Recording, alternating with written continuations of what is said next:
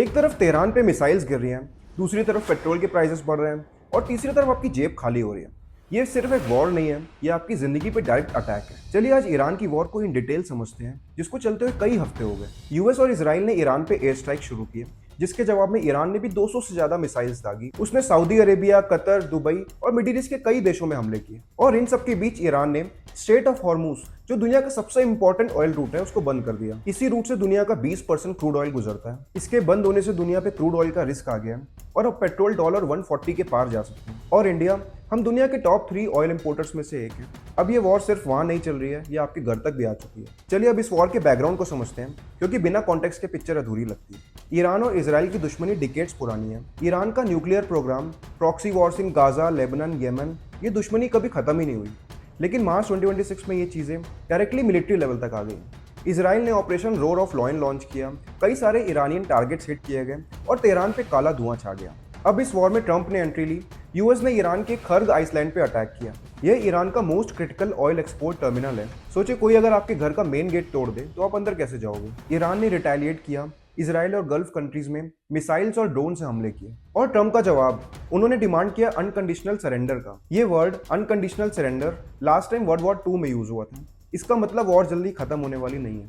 अब आते हैं असली बात पे, इस वॉर का आपके ऊपर क्या इम्पैक्ट पड़ रहा है। पहला झटका है ऑयल। सिर्फ 15 दिनों में ही क्रूड ऑयल 40% से ज़्यादा बढ़ चुका है।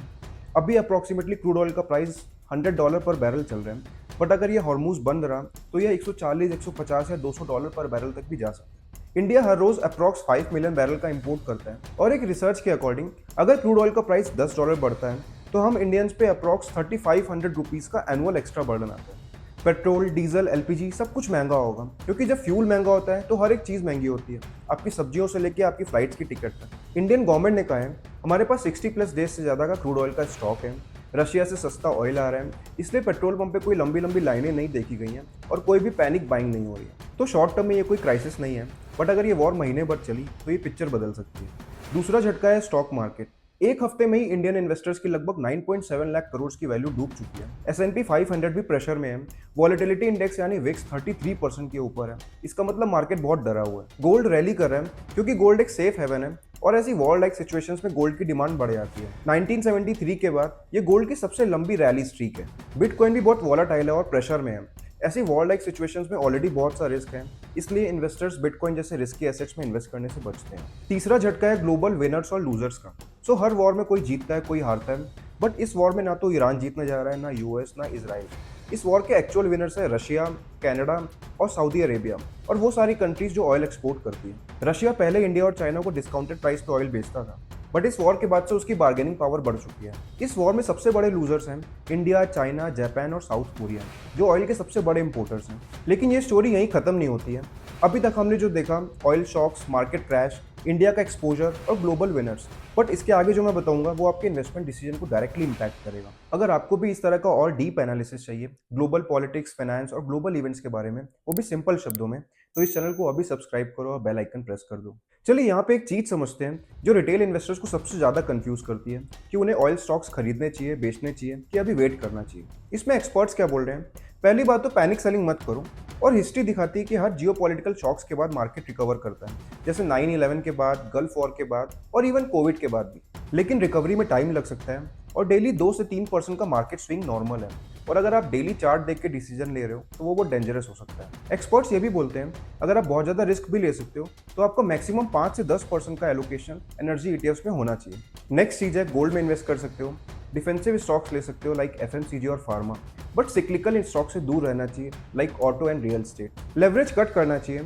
इस टाइम लोन पे कुछ भी खरीदना बहुत रिस्की हो सकता है, क्योंकि इस वॉर लाइक सिचुएशन के बाद इन्फ्लेशन स्पाइक करेगा और सेंट्रल बैंक अपने इंटरेस्ट रेट भी बढ़ा सकते हैं। दुनिया की गवर्नमेंट्स ने लगभग 572 मिलियन बैरल्स की क्रूड ऑयल रिजर्व्स रिलीज किए हैं इस क्राइसिस से निपटने के लिए। ये पहले कभी इतने बड़े स्केल पे नहीं हुआ, क्योंकि गवर्नमेंट जानती है कि अगर ये वॉर लंबी चली तो ग्लोबल रिसेशन आ सकता है। चलिए अब समझते हैं कि इस वॉर में आगे क्या हो सकता है। पहला सिनेरियो ये हो सकता है यूएस और इसराइल मिलकर ईरान की मिलिट्री कैपेबिलिटी डाउनग्रेड कर देंगी, सीज फायर के सिग्नल आएंगे, ऑयल $80 पे रुक जाएगा, मार्केट स्टेबलाइज हो जाएगा और माइल्ड इन्फ्लेशन आएगा। तो ये है best case scenario. Second scenario ये है कि वॉर कुछ महीनों तक चले, क्योंकि ट्रंप की जैसी डिमांड है, पहले रिजीम चेंज और अब अनकंडीशनल सरेंडर, वो वॉर को 100 दिन से ज़्यादा भी खींच सकता है। इसमें ऑयल 130-140 डॉलर तक भी चला जाएगा। इसमें रिसेशन और अनएम्प्लॉयमेंट का रिस्क बढ़ेगा। थर्ड सिनेरियो है फुल एस्केलेशन, जिसमें हॉर्मूज परमानेंट बंद हो जाएगा। बाकी कंट्रीज में भी प्रॉक्सी वॉर्स चालू हो जाएंगी, जो वर्ल्ड वॉर 3 का नाम ले सकते हैं। इसमें ऑयल 200 डॉलर तक चला जाएगा, ग्लोबल मैन्युफैक्चरिंग रुक जाएगी, एग्रीकल्चर महंगा हो जाएगा और ग्लोबल रिसेशन पक्का है। यूएन ऑलरेडी बोल चुका है इंडिया एक की डिप्लोमेटिक रोल प्ले कर सकता है इस वॉर को खत्म करने में, क्योंकि इंडिया की पोजीशन बहुत यूनिक है। इंडिया के रशिया, ईरान, यूएस सबके साथ अच्छा रिलेशन है। तो अगर इंडिया मीडिएटर का रोल प्ले करेगा तो एक गेम चेंजर साबित हो सकता है। तो ये पूरी कहानी थी ईरान वॉर की, ऑयल से लेकर आपकी पॉकेट तक। वीडियो अच्छी लगी हो तो लाइक करिए, शेयर करिए, क्योंकि सीरियसली इससे चैनल को बहुत हेल्प मिलती है। और इसी तरह की और इन्फॉर्मेटिव और इंटरेस्टिंग वीडियोस के लिए चैनल को सब्सक्राइब कीजिए।